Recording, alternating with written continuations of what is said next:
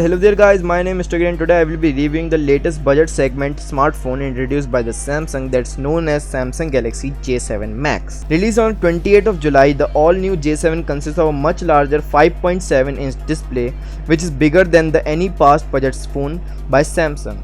But the thing to keep in mind is the huge screen has an IPS LCD panel just like the J7 Prime, rather than being a Super AMOLED panel, which is sort of a trademark for a mid-range to high-range Samsung phone. Still, it's not much of a deal breaker, though it still provides comfortable viewing angle and bright colors and contrast, thanks to its 386 pixel per inch, which is a really damn pixel rich.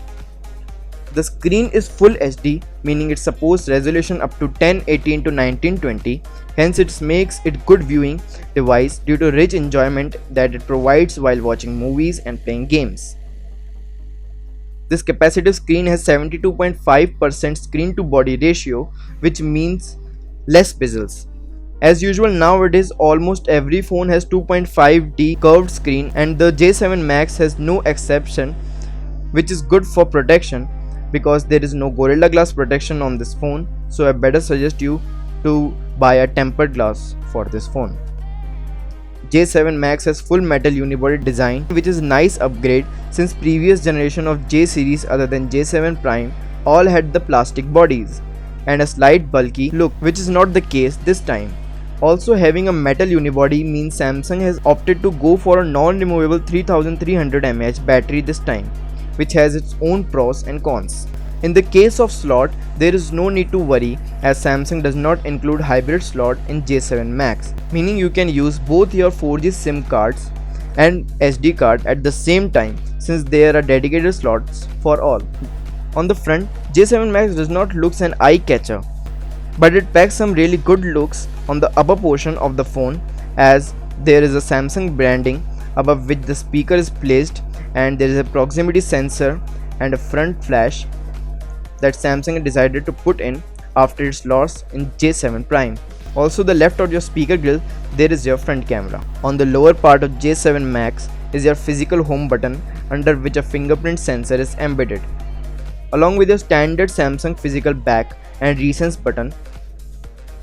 On the bottom we have a 3.5mm microphone jack along with a micro USB 2.0 port. There is no USB Type-C this time, as well as your primary mic, while on the top we have a secondary noise cancellation mic. The left side consists of a SIM card and a SD card tray along with the volume rockers, while the power button and speaker are placed on the right. At the back panel there is again Samsung branding and a LED flash along with a camera and an interesting concept that you saw on J2, the new LED ring light around the camera. Yes, this experimental features from J2 has made its way to J7 Max. This LED ring will close whenever you get a notification, but that's not all.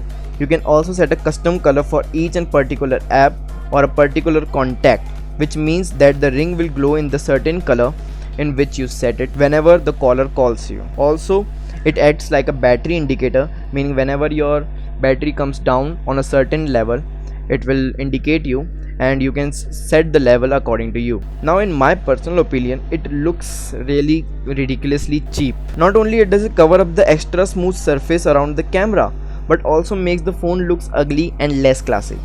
I never liked it in J2 and I am still pretty much disappointed about the fact that the Samsung has done no modification in the design since J2. They could have made it thinner or more stylish or better curved, but it looked like Samsung went lazy on this one. And this also affects the battery performance as the small LED indicator in front will consume obviously less power as compared to this notification LED ring. Talking about the J7 Max battery, there is a removable battery of 3300 mAh. The battery is of lithium ion battery. Also, this is a standard battery and comes with a standard 1.5 ampere charger in the box, which means it does not support fast charging, and however it gives a decent amount of screen on time. But if the Samsung has included a fast charger, then it will be a really big thumbs up for it. Although there is no problem on the battery side, Now coming on the performance and some major specs. J7 Max comes with only one size variant of 32 GB, which is expandable up to 256 gigs with your microSD card. It is coupled with 4 gigs of RAM, and now on paper this specs looks really cool for a mid-range device, but there is a dent on this. So what's the problem is that Samsung had decided to put a MediaTek MT6757V Helio P20 processor, which is clocked at 2.4 GHz in J7 Max. Instead of opting for a Exynos or a Snapdragon, Samsung had opted for a MediaTek. So I'm not saying that MediaTek is a really bad processor, but having a such processor in a power hungry phone is not a good choice at all, and this was early visible in my experience of using J7 Max, as in some processes the phone lagged, for example while sharing video or any content, or using multi-window, which is a pre-installed feature in this phone. For instance, the processor did not work efficiently, and that was a deal breaker, a huge deal breaker. Seriously, why Samsung? If there is a such good range of processor that you can use, why you decided to opt out for MediaTek? In my early experiences, the MediaTek processors have really low performance as compared to Snapdragon or Exynos. Big thumbs down for this. Through the simple daily tasks such as watching video or reading feeds on Twitter or Facebook was not an issue thanks to the 4 gigs of RAM, but I won't suggest you to do heavy gamings or have a multitasking on this device. So guys, now let's talk about the camera.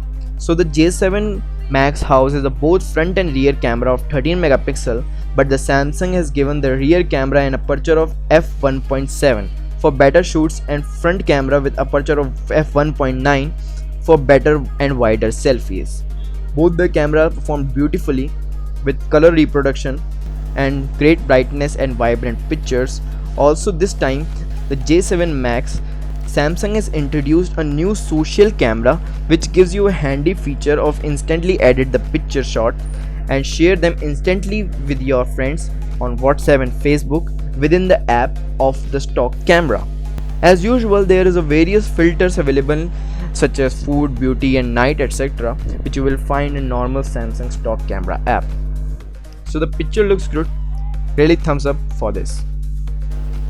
The J7 Max run on Android 7.0 right out of the box, has a good chances of getting Android O update in the coming months. Honestly, to the Samsung Galaxy J7 looks appealing. Certain features such as MediaTek processor and IPS LCD screen were a deal breaker for me.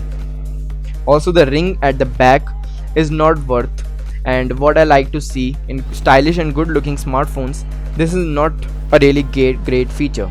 But apart from these, J7 Max seems a pretty decent phone, and if these factors such as notification ring, MediaTek processor and LCD screen doesn't bother you, you will find them to be good for your particular use, then you can go for J7 Max. But if you don't like it just like me, I suggest you to go for the upcoming J7 Pro or any other phone which is better than J7 Max, and I hope you will find it. And there are a number of upcoming phones which are better than this one, I bet you. So guys, this was my all over review on J7 Max. Hope you liked it. If you want to ask some questions, you can obviously drop comments and ask me on any of the social media. I will definitely answer it. And don't forget to like this video, don't forget to share this and subscribe to my channel. After all, it's free. So thanks for watching guys. Always feel great as you guys are great. Stay tuned to my channel. This is Mr. Great signing off. Jai Hind.